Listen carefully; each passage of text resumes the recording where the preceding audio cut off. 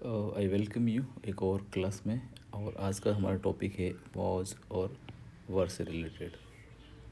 Was और वर कहाँ use होते हैं उसके बारे में पढ़ेंगे। वॉज का अर्थ ये होता है कि जब बात पास्ट टेंस की हो रही हो, भूतकाल की बात करते हैं हम, तो इसका प्रयोग होता है। जैसे कि कोई काम हो गया तो इसको अपन था कह सकते हैं, था, थी, थे, मतलब ये पास्ट की बात हो रही है। और कब यूज़ करना है ये, जब सेंटेंस में सब्जेक्ट आई हो, ही हो, सी हो, इट हो, या सिंगुलर के लिए क्या यूज़ करेंगे हम, वॉज।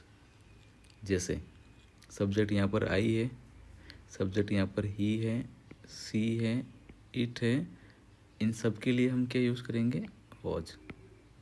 जैसे यहाँ पर ये हो जाएगा, आई का अर्थ होता है कि मैं था, ही का मतलब लड़के से हो जाएगा, वह था, सी वह लड़की थी, और ये वस्तु। तो ये सब्जेक्ट कहीं पर भी आया आपको तो वहाँ यूज़ करना है आपको वाज। ओके, मैं एक पॉजिटिव सेंटेंसेस ये आपको बता देता हूँ। जैसे कि इसमें लिखा है कि मैं खुश था या खुश थी।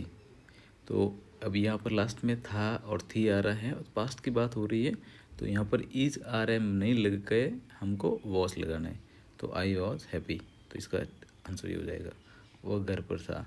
ही वाज एट होम, ये इसका आंसर हो जाएगा। करना कुछ नहीं है, पहले आपको सब्जेक्ट को लिख दो, ठीक है, फिर वाज या वर में से जो भी है उसको लिख दो। वर का अभी मैंने बताया नहीं, तो अभी तक वाज ही चलेगा। और उसके बाद में जो भी ये है आपका ऑब्जेक्ट हो, किसी में वर्ब हो तो वर्ब लिख दो, ऑब्जेक्ट हो तो ऑब्जेक्ट लिख दो। किसी किसी में वर्ब नहीं होती है तो वर्ब नहीं लिख के हम डायरेक्ट ऑब्जेक्ट लिख सकते हैं, जैसे ऊपर वाले सेंटेंस में हुआ है। नेगेटिव में कुछ नहीं करना है। नेगेटिव वाले सेंटेंस का रूल ये होता है कि जैसे वाज के बाद में जस्ट नोट लगा दो, बस नेगेटिव बन जाएगा। ये सबके लिए है, ऑल जितने भी हम सेंटेंसेस पढ़ेंगे, जो हेल्पिंग वर्ब होती है उस हेल्पिंग वर्ब के बाद में हमको नोट लगाना है, तो ऑटोमेटिकली सेंटेंस बन जाएगा नेगेटिव।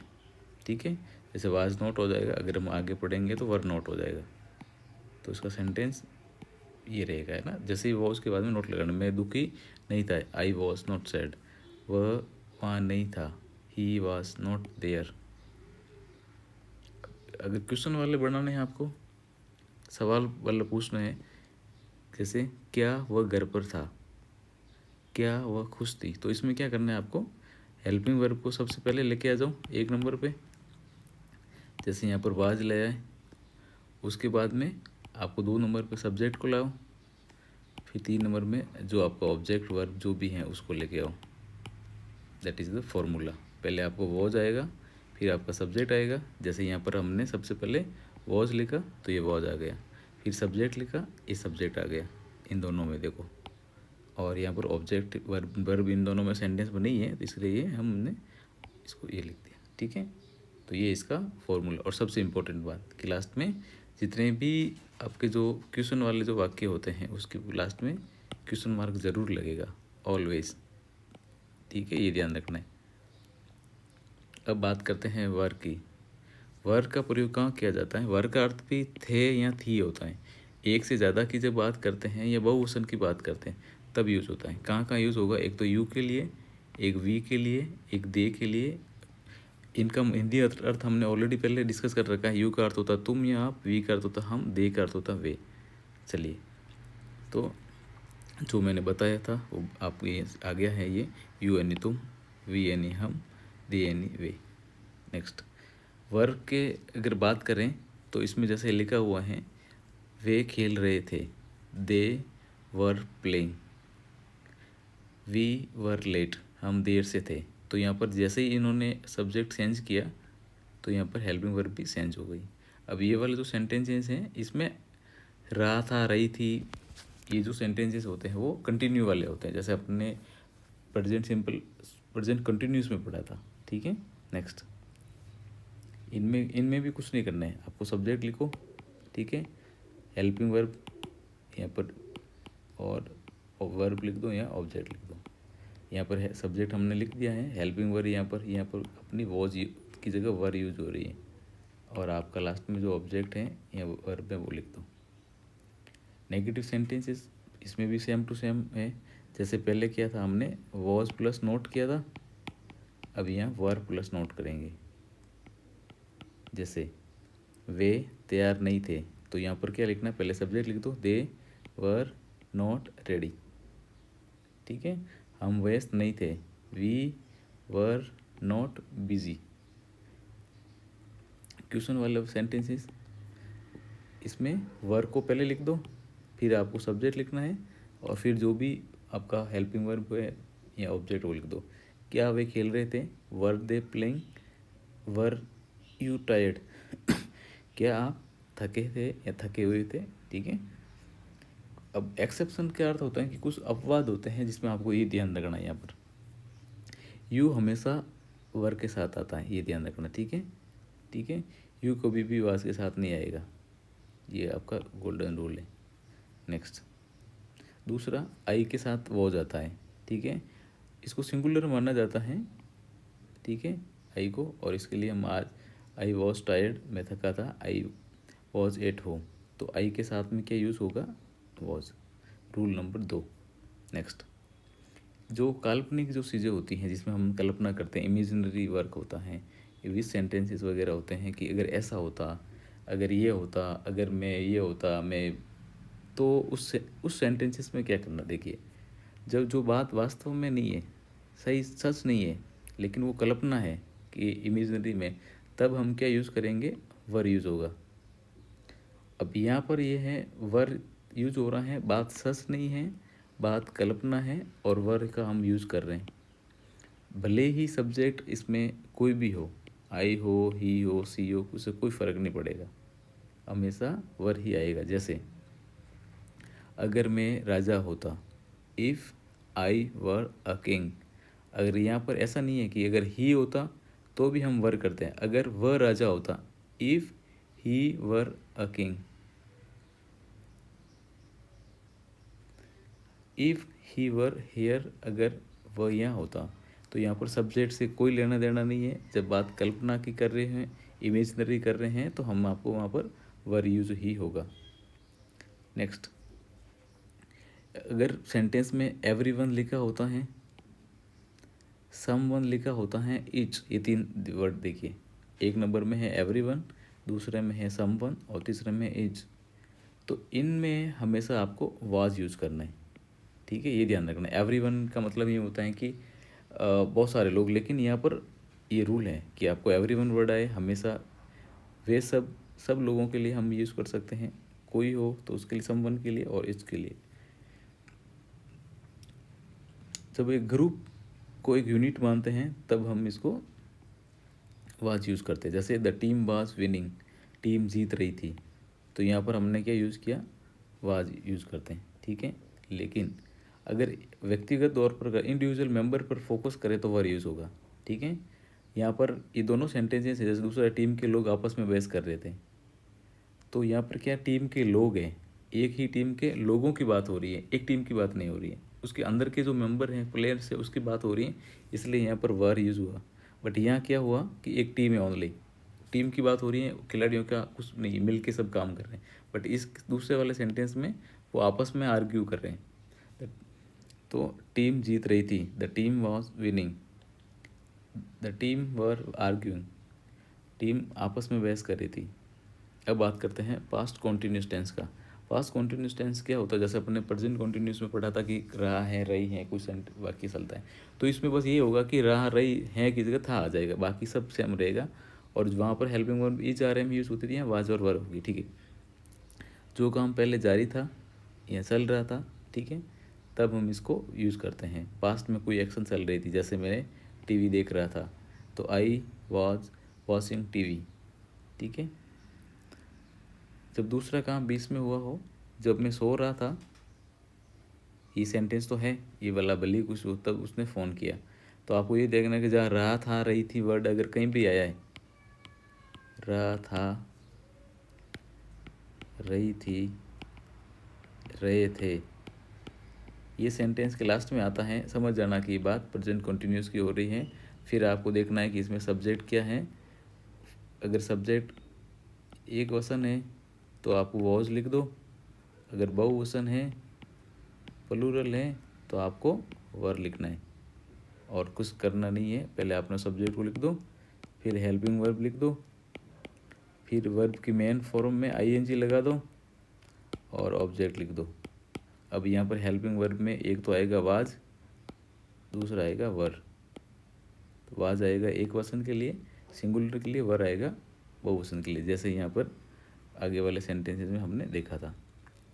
गोल्डन फॉर्मूला मैं आपको वापस बता देता हूँ। पहले आपको सब्जेक्ट लिखना है, फिर वाज वर लिखना है, वर्ब में आईएनजी लगा दो, ठीक है। ये आपका फॉर्मूला बन जाएगा स्टेप। और इसमें देखें तो वाज और वाज के साथ में ये जब सब्जेक्ट होते हैं तो ये यूज़ करना है, और वर्ब में ये वाले हो तो ओके। नेक्स्ट, वर्ब में हमेशा आईएनजी लगाना है जब कंटिन्यू की बात हो रही है, जैसे ईट के साथ ईटिंग लगा दिया, प्ले के साथ प्लेइंग लगा दिया, गो के साथ गोइंग लगा दिया। पॉजिटिव सेंटेंसेस मैं आपको सिंपल सेंटेंसेस बताता हूँ, जैसे मैं खा रहा था। अब आपको इसमें इमेजिन करनी है। अब मैं का अर्थ होता है आई, ये आपका सेंटेंस यहाँ अटक गया, ठीक है। अब फॉर्मूला क्या कह रहा था, सब्जेक्ट के जस्ट पास में हेल्पिंग वर्ब लिखनी है।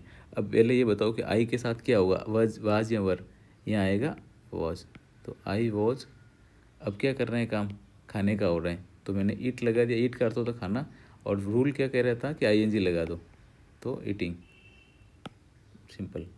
वह पढ़ रही थी, तो लिख दो इसमें सी वाज रीडिंग। वे खेल रहे थे, दे वर प्लेइंग। अब यहाँ पर वर इसलिए हुआ है क्योंकि ये दे बहुवचन है।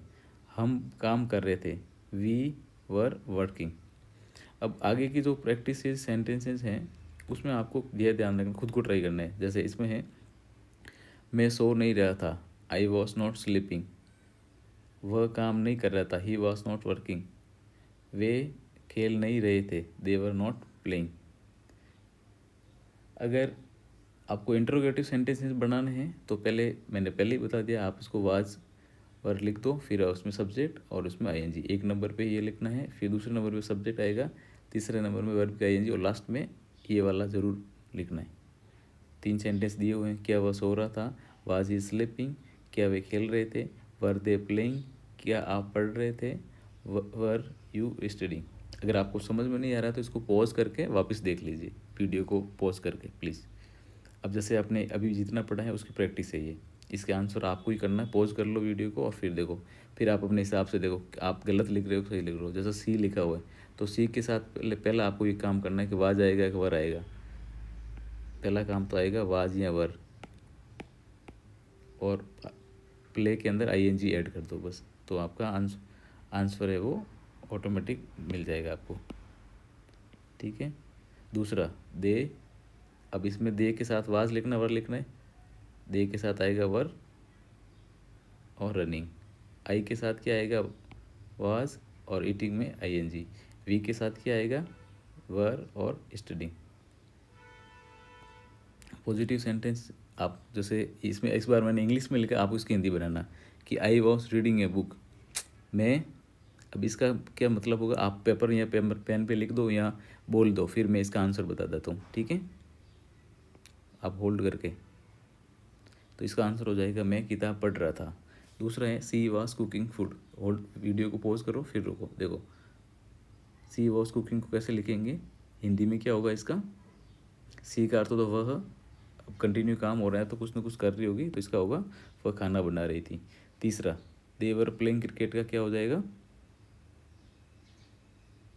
आप लिखो सेंटेंस, आंसर बताओ, फिर मैं इसको आंसर बताता हूँ, ठीक है। दे वर वॉचिंग टीवी, इसका आंसर भी यही हो जाएगा, मैं टीवी देख रहा, हम टीवी देख रहे थे। ही वॉज स्लीपिंग का हो जाएगा वह सो रहा था, ठीक है। नेगेटिव में आपको ऑलरेडी आंसर मिले हुए हैं तो कोई दिक्कत नहीं, आपको बस ध्यान रखना है कि आप बिना देखे ही वो चीज़ पढ़ें, ठीक है। जैसे इसमें नेगेटिव में लिखा मैं किताब नहीं पढ़ रहा था, तो I was not reading, only was या वर्क के बाद में नोट लगाना है, बाकी कंटिन्यू रहेगा। इन सेंटेंसेस की प्रैक्टिस करनी है और इनके आंसर करने हैं। क्वेश्चन वाले जो सेंटेंसेस होता है उसमें लास्ट में क्वेश्चन मार्क लिख दो, स्टार्टिंग में वाज वर लिख दो, फिर सब्जेक्ट, फिर हेल्पिंग वर्ब या ऑब्जेक्ट, और फिर लास्ट वर्ब, ठीक है। अब जैसे पास्ट कंटिन्यूस टेंस की बात करें तो ये मैंने कुछ एग्जांपल दिए, अब इसका आंसर आपको लिखना है। वीडियो को होल्ड करो, 10 सेकंड में और इसको देखो, मैं ये किताब पढ़ रहा था, अब इसका आंसर आप लिखो पेपर पे या मन में बोलो। अगर आपका सही है तो मिलान कर लो। वह खाना बना रही थी, आप आंसर बताओ फिर लिखो। She was cooking food. Way cricket खेल रहे थे,